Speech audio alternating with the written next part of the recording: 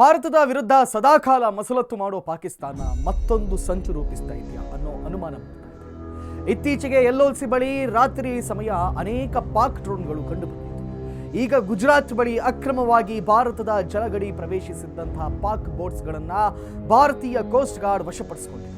ಈ ಎಲ್ಲ ಘಟನೆಗಳು ಮತ್ತೊಮ್ಮೆ ಪಾಕಿಸ್ತಾನದ ವಿರುದ್ಧ ಅನುಮಾನ ಮೂಡೋಕೆ ಕಾರಣವಾಗಿದೆ. ಅದರಲ್ಲೂ ಕೂಡ ಜಲಗಡಿಯ ಮೂಲಕ ಭಾರತದ ಮೇಲೆ ದಾಳಿಗೆ ಪಾಕ್ ಸಂಚು ರೂಪಿಸಿರೋ ಸಾಧ್ಯತೆಯೂ ಕೂಡ ಇದೆ.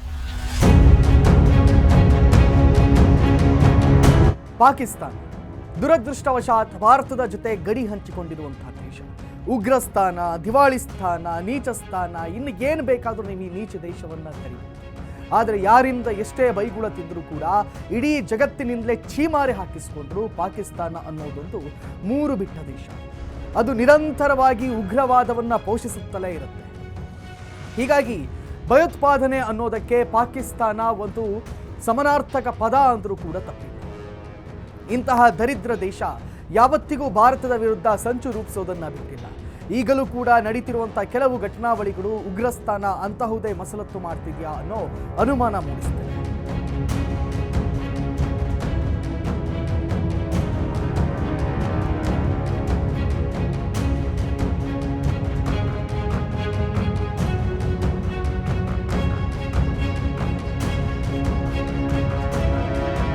ಕಳೆದೊಂದು ವಾರದಿಂದ ಗಡಿ ನಿಯಂತ್ರಣ ರೇಖೆಯ ಬಳಿ ನಿರಂತರವಾಗಿ ಪಾಕಿಸ್ತಾನದ ಡ್ರೋನ್ಗಳ ಹಾರಾಟ ಕಂಡು ಬರ್ತಿದೆ.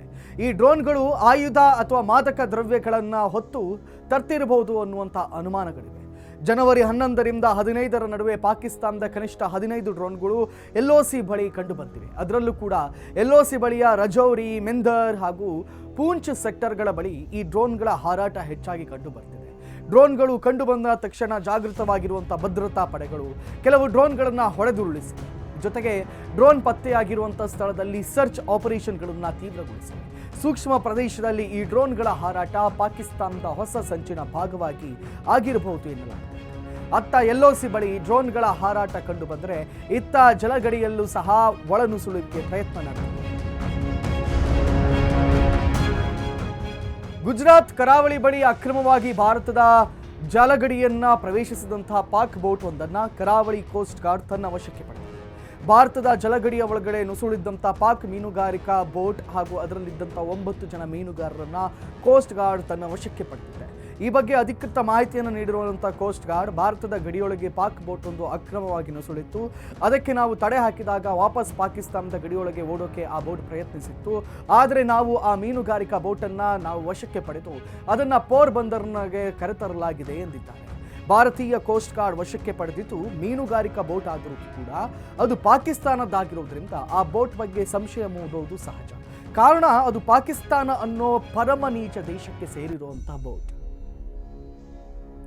ಮೊದಲೇ ಹೇಳ್ದಂಗೆ ಪಾಕಿಸ್ತಾನ ಅನ್ನೋದು ನಮ್ಮ ಆಜನ್ಮ ಶತ್ರು. ಹಾಗಾಗಿ ಭಾರತದ ವಿರುದ್ಧ ಪಾಕ್ ಮಸಲತ್ತಿಗೆ ಕೊನೆ ಇಲ್ಲ. ಸದಾಕಾಲ ಭಾರತದ ವಿರುದ್ಧ ಹೊಂಚು ಹಾಕುವಂಥ ಈ ದೇಶಕ್ಕೆ ಭಾರತೀಯ ಸೇನೆಯನ್ನು ನೇರವಾಗಿ ಎದುರಿಸೋ ಬೆನ್ನು ಮೂಳೆ ಇಲ್ಲ. ಇದೇ ಕಾರಣಕ್ಕೆ ಭಾರತದ ವಿರುದ್ಧ ಭಯೋತ್ಪಾದನೆಯನ್ನೇ ಒಂದು ಅಸ್ತ್ರವನ್ನಾಗಿ ಬಳಸುತ್ತೆ ಈ ರಣಹೇಡಿ ದೇಶ. ಪಾಕಿಸ್ತಾನ ಹಾಗೂ POKಯಲ್ಲಿ ಭಯೋತ್ಪಾದಕರಿಗೆ ತರಬೇತಿ ನೀಡಿ ಅವರನ್ನು ಭಾರತದ ಗಡಿಯೊಳಗೆ ನುಗ್ಗಿಸೋ ಕೆಲಸವನ್ನ ಪಾಕ್ ಸೇನೆಯೇ ಮಾಡುತ್ತೆ. ಹಾಗಾಗಿ ಪಾಕ್ ಸೇನೆಗೂ ಅಲ್ಲಿನ ಭಯೋತ್ಪಾದಕರಿಗೂ ಹೆಚ್ಚಿನ ವ್ಯತ್ಯಾಸವಿಲ್ಲ. ಇಬ್ಬರೂ ಮಾಡೋದು ಕೂಡ ಭಾರತ ವಿರುದ್ಧದ ಮಸಲತ್ತನ್ನೇ. ಆದರೆ ಅಲ್ಲಿನ ಸೇನೆ ಸಮವಸ್ತ್ರ ಧರಿಸುತ್ತೆ ಅನ್ನೋದು ಮಾತ್ರ ವ್ಯತ್ಯಾಸ ಅಷ್ಟೇ. ಈಗ ಈ ಪಾಕ್ ಗಡಿಯಲ್ಲೇ ಡ್ರೋನ್ ಹಾರಾಟ ಕಂಡು ಬಂದಿರೋದು ಯಾವುದೋ ಸಂಚಿನ ಭಾಗವ ಅನ್ನೋ ಅನುಮಾನ ಮೂಡಿಸೋದು ಸುಳ್ಳಲ್ಲ. LOC ಬಳಿ ಕಳೆದ 1 ವಾರದಿಂದ ಪಾಕಿ ಡ್ರೋನ್ಗಳ ಹಾರಾಟ ಹೆಚ್ಚಾಗಿದೆ. ಈ ಡ್ರೋನ್ಗಳ ಚಲನವಲನದ ಮೇಲೆ ಇಂಡಿಯನ್ ಆರ್ಮಿ ಹದ್ದಿನ ಕಣ್ಣಿಟ್ಟಿದೆ. ಅತ್ಯಾಧುನಿಕ ಮಿಲಿಟರಿ ಡ್ರೋನ್ಗಳ ಮೂಲಕ ಆಯುಧಗಳನ್ನು ಅಕ್ರಮವಾಗಿ ಒಂದು ದೇಶದೊಳಗೆ ಸಾಗಿಸಬಹುದು. ಜೊತೆಗೆ ಮಾದಕ ದ್ರವ್ಯಗಳನ್ನು ಕೂಡ ಡ್ರೋನ್ಗಳ ಮೂಲಕ ಸಾಗಿಸಬಹುದು. ಪಂಜಾಬ್ನಲ್ಲಿ ಡ್ರೋನ್ಗಳ ಮೂಲಕ ಅಕ್ರಮವಾಗಿ ಮಾದಕ ದ್ರವ್ಯಗಳನ್ನು, ಶಸ್ತ್ರಾಸ್ತ್ರಗಳನ್ನು ಸಾಗಾಟ ಮಾಡೋ ಕೆಲಸವನ್ನ ಪಾಕಿಸ್ತಾನ ಈಗಾಗಲೇ ಅನೇಕ ಬಾರಿ ಮಾಡಿದೆ. ಜೊತೆಗೆ LOC ಬಳಿ ಹಲವು ಸಲ ಪಾಕ್ ಡ್ರೋನ್ಗಳ ಹಾರಾಟ ಕಂಡುಬಂದಿದೆ. ಪಾಕಿಸ್ತಾನ ದಿವಾಳಿಯಾಗುವ ಹಂತಕ್ಕೆ ಬಂದಿದ್ದರೂ ಕೂಡ ಪಾಕ್ ಕೈಗೆ ಡ್ರೋನ್ಗಳು ಹೇಗೆ ಬಂದವು ಅಂತ ಕೆಲವರು ಪ್ರಶ್ನೆ ಮಾಡಬಹುದು. ಈ ಪ್ರಶ್ನೆಗೆ ಉತ್ತರ ಡ್ರ್ಯಾಗನ್ ಚೀನಾ.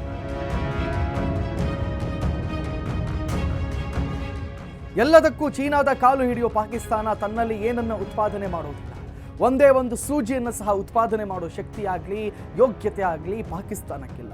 ಅಲ್ಲೇನಿದ್ರೂ ಎಲ್ಲವೂ ಕೂಡ ಚೀನಾದಿಂದಲೇ ಆಮದಾಗುತ್ತೆ. ಈಗ ಪಾಕ್ ಸೇನೆಯ ಕೈಗೆ ಬಂದಿರುವಂಥ ಡ್ರೋನ್ಗಳ ಹಿಂದೆ ಕೂಡ ಚೀನಾದ ನೆರಳಿದೆ ಅನ್ನೋದನ್ನ ಪ್ರತ್ಯೇಕವಾಗಿ ಹೇಳಬೇಕಾಗಿದೆ. ಚೀನಾದ ನೆರವಿನಿಂದಲೇ ಈಗ ಪಾಕ್ ಡ್ರೋನ್ಗಳ ಮೂಲಕ ಭಾರತದ ವಿರುದ್ಧ ಹೊಸದೊಂದು ಸಂಚನ್ನು ಹೆಣೆದಿರಬಹುದು. ಜೊತೆಗೆ ಈಗ ಅಮೆರಿಕ ಅಧ್ಯಕ್ಷ ಟ್ರಂಪ್ ಪಾಕಿಸ್ತಾನವನ್ನ ತನ್ನ ತೊಡೆ ಮೇಲೆ ಕೂರಿಸಿಕೊಂಡಿರೋದ್ರಿಂದ ಈ ಕಾಣದ ಸಂಚಿನ ಹಿಂದೆ ಅಮೆರಿಕದ ಕೈವಾಡವಿದ್ರೂ ಅಚ್ಚರಿ ಇಲ್ಲ. ಇನ್ನು ಗುಜರಾತ್ ಕರಾವಳಿಯಲ್ಲಿ ಅಕ್ರಮ ಪಾಕ್ ಬೋಟ್ ಕಂಡು ಬಂದಿರೋದು ಕೂಡ ಈ ಸಂಚಿನ ಭಾಗವಾಗಿರಬಹುದು.